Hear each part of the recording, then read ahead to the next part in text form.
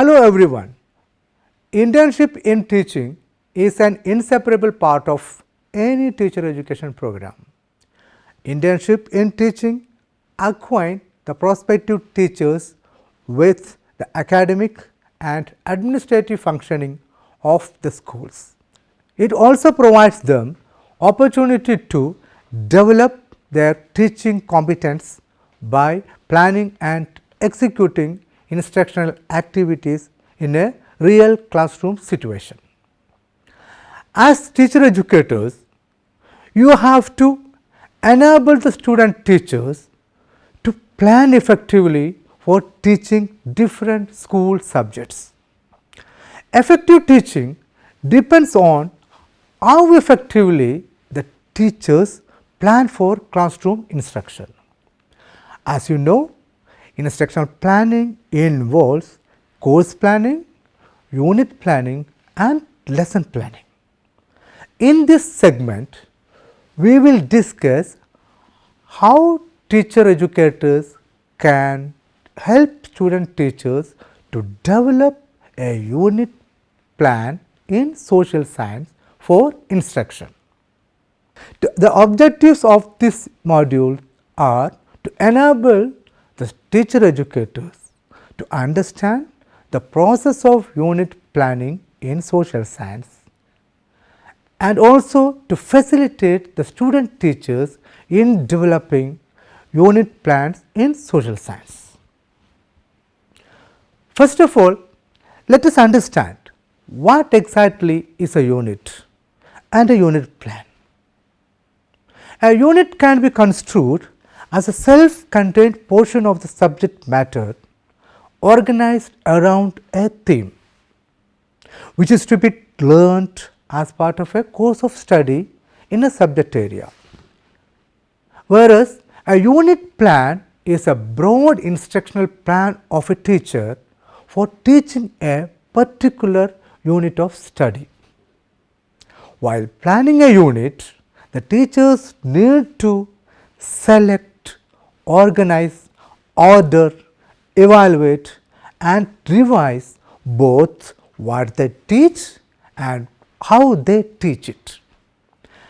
A unit plan consists of a series of lessons designed around the specific topics included in the unit, and each lesson plan involves concepts, learning goals, teaching learning activities and evaluation approaches and devices.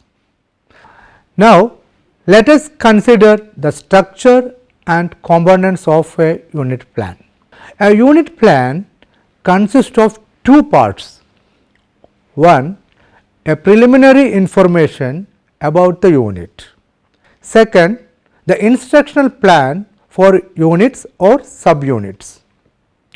The preliminary information includes title of the unit, the subject, class, number of periods required for the unit, major objectives of the unit and prerequisite learning.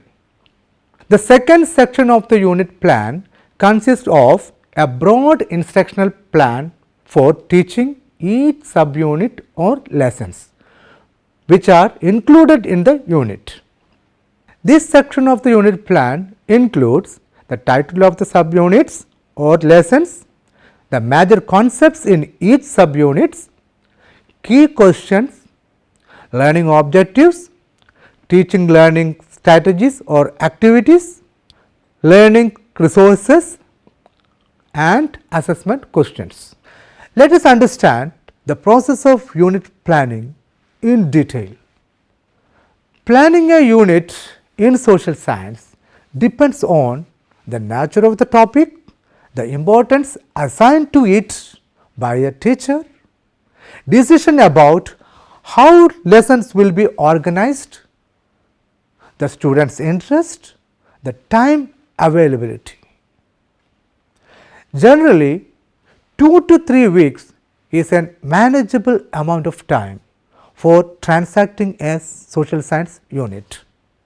It allows a class to explore a topic with some depth and to engage in intellectual discourse on a social issue.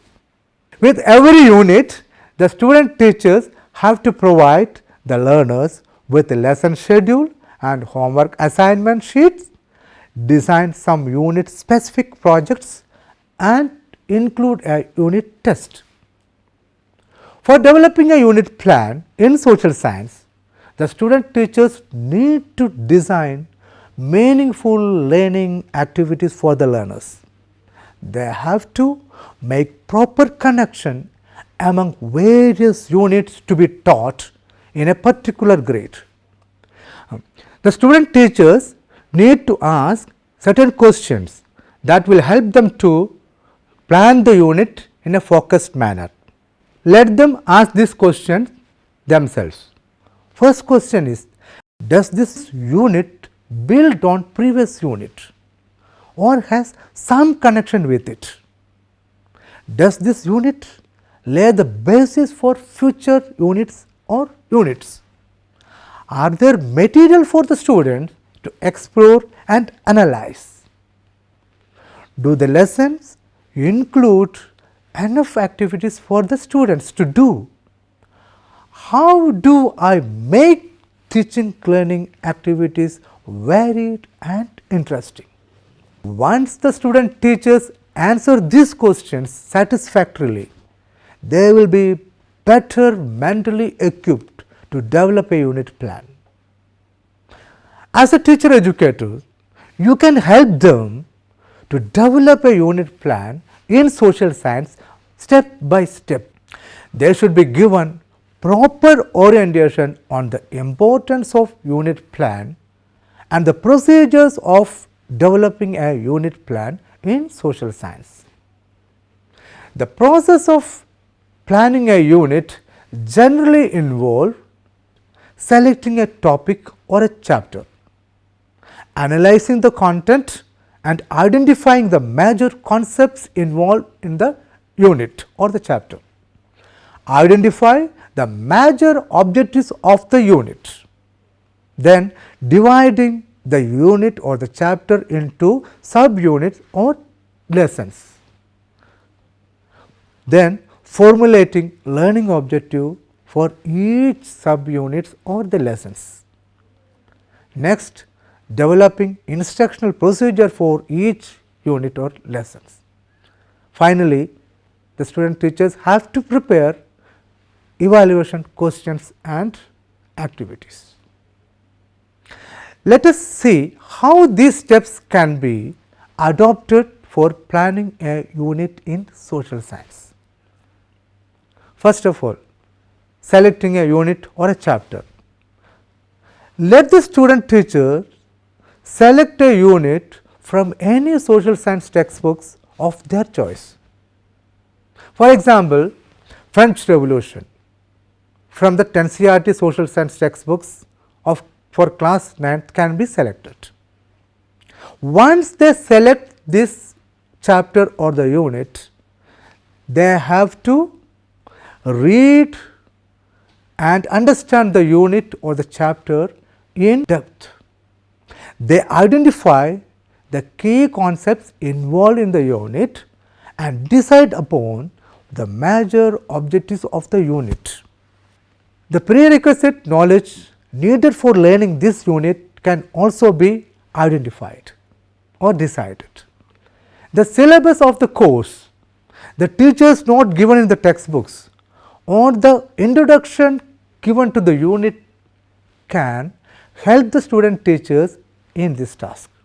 For instance, the major objectives of the chapter French Revolution given in the syllabus are to familiarize the students with extracts of speeches, political declaration as well as the politics of caricatures, posters and engravings. To interpret these kinds of historical evidence is the next objective given in the syllabus. To familiarize students with the names of people involved, the different types of ideas that inspired the revolution, the wider forces that shaped it. To understand how written and oral visual materials can be used to recover the history of French Revolution. These were the objectives stated in the syllabus of the textbooks. The next step in the unit planning is dividing the unit or the chapter into subunits or lessons. After setting the major objectives of the unit, the student teachers have to organize the major concepts, topics, issues, etc. into meaningful segments or subunits or lessons, which can be taught sequentially in the class. The chapter French Revolution can be divided into 6 lessons. Lesson 1, French society during the 18th century. Lesson 2, the outbreak of revolution. Lesson 3, abolition of monarchy and establishment of the republic.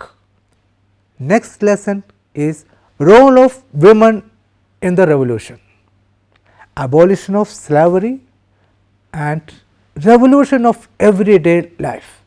These are the 6 lessons we can identify in this chapter French Revolution. Once the lessons are identified or the subunits are identified by the student teacher, they have to formulate learning objectives for each lessons or subunit. Here the student teachers state the learning objective for each subunit or lesson that they have identified in the previous steps. Learning objectives should be formulated by focusing on the major concepts or issues or teaching points that have considered. For instance, the first lesson in the chapter French Revolution is French society during the late 18th century. This lesson involved 4 major points to be considered for instruction. Number 1, the old regime and its crisis. Second, the French society and its system of estates. The subsistence crisis, growing middle class and its desire to earn privileges. As you know, a statement of learning objectives generally include 2 aspects, the knowledge component and the process component. Look at how it is written in this case. The statement of learning objective is like this. Student will be able to define the terms subsistence crisis, middle class and feudal privileges. The students will be able to analyze the structure of the French society during the 18th century and the feudal privileges enjoyed by the clergy and the nobles. Students will be able to infer that the revolution of 1789 was the result of the social, political and economic conditions that prevailed in France during the late 18th century. Once the main teaching points are identified and the learning objectives are formulated, the student teachers have to develop the instructional procedures and activities. The next step in the unit plan is developing instructional procedures for each subunits or lessons. Instructional procedures would specify the number of periods required to complete the unit, main teaching points, teaching learning activities, methods and media. Look at the unit plan on French Revolution. There are 6 lessons in this chapter, each of which requires 1 period. Thus, a total of 6 periods are needed to complete this unit. Now, Consider the lesson French society during the 18th century. The major teaching learning activities planned for this lesson are a video analysis which include screening of a 3 minutes video on storming of Bastille, followed by a whole class discussion on the concept of revolution. The second activity is a group discussion. It involves analysis of demographic information about the 3 estates and their privileges and burden. The students discuss the social, economic and political condition of France during the late 18th century. The third activity planned for this lesson is a discussion and filling up of a worksheet on the subsistence crisis of France under the old regime. And the fourth activity is analysis of certain source material related to French Revolution. Here, the students interpret source materials like a cartoon on the social condition of France and make inferences about the plight of the poor people. Once the teaching learning activities are planned or designed, the student teachers have to prepare evaluation item. And evaluation items can include multiple choice questions, quiz items, short answer questions, long answer questions, etc. It is desirable that the student teachers prepare and use benchmarks to keep on track and to ensure that learning objectives are achieved in a time bound manner.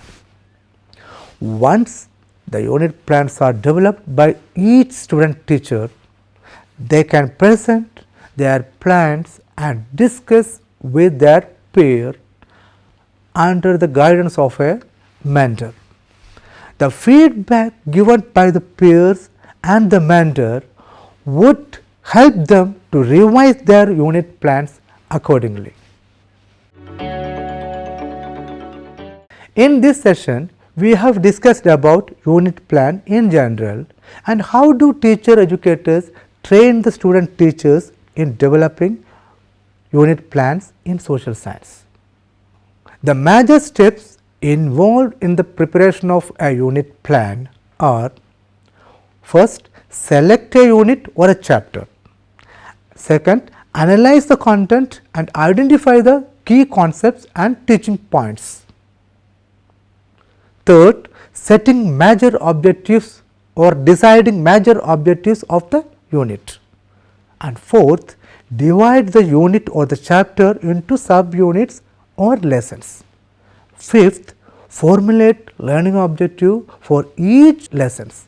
And the sixth, develop instructional procedure for each lesson and prepare evaluation questions. I hope that you have understood how to develop a unit plan in social science and also how best you can train your student teachers to develop a unit plan.